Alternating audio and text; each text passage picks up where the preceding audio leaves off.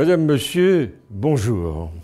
En janvier dernier, le président américain Donald Trump a une fois de plus choqué l'opinion internationale en qualifiant Haïti et les États africains en général de pays trous à merde.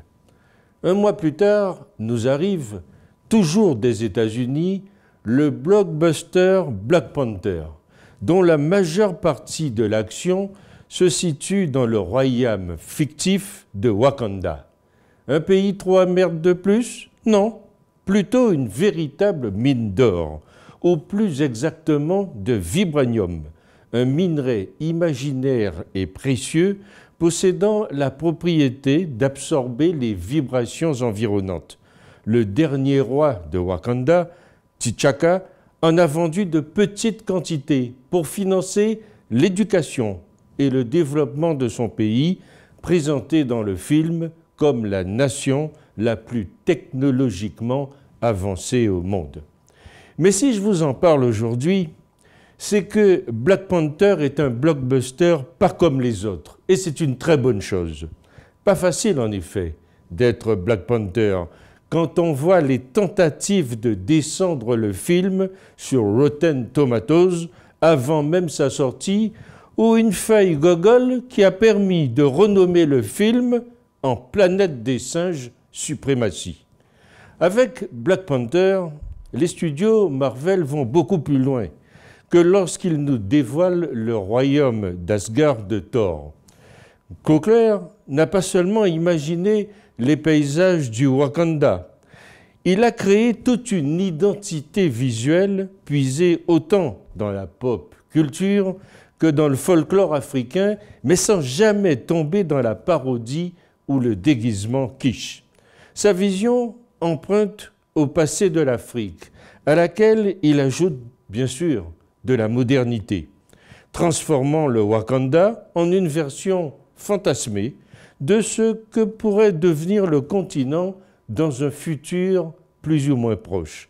C'est coloré, c'est somptueux et surtout, Black Panther nous offre une autre vision de l'Afrique, lumineuse et optimiste. La ville afro-futuriste de Black Panther, aussi bien que la peau de son super-héros, défait les a priori et sonne comme une promesse. La ville africaine, avenir du monde, mais pourquoi pas, après tout? Le film fait l'impasse sur la situation coloniale comme sur ses prolongements économiques nouveaux. Vous l'aurez remarqué, pas un personnage chinois au Wakanda, ce qui, au vu de la situation actuelle de l'Afrique, constitue une fiction de première grandeur. De quoi nous laisser bouche bée. Mais la magie technologique voile en fait une fantasmagorie plus politique. Cette mise en scène d'une communauté finalement elle-même si diverse permet à tous les publics d'y trouver leur compte et de s'y identifier d'une façon ou d'une autre. Un rapprochement rendu d'autant plus évident quand on entend résonner à plusieurs reprises des problématiques globales d'actualité. Qui ne se sentira pas concerné par le débat qui sévit au sein du Wakanda sur le fait d'accueillir ou non des immigrés dans le besoin quand on est un pays riche, sur l'importance de s'ouvrir au monde extérieur pour y apporter son aide ou de se replier avec l'espoir de se protéger.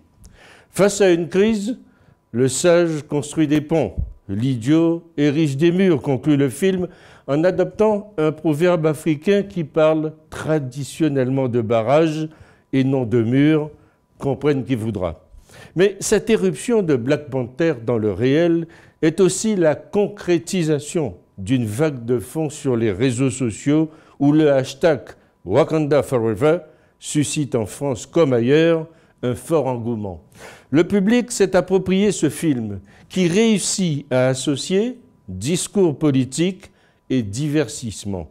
L'ampleur de son acceptation a donc supplanté le débat. Par-delà les discussions sur son étendue, l'afrofuturisme est dans son ADN parce qu'énormément de gens le voient ainsi.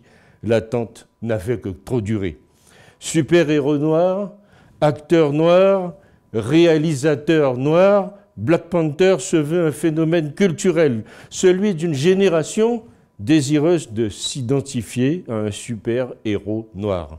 Il est temps que l'identification positive des spectateurs et la valorisation qui l'accompagne délaissent le jeune mâle blanc pour ouvrir à chacun la virtualité d'un destin hors norme. Alors, me direz-vous, et maintenant?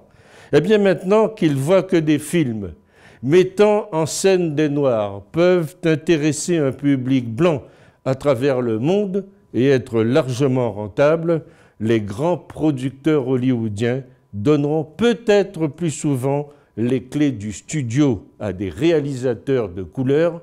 C'est ce que je crois.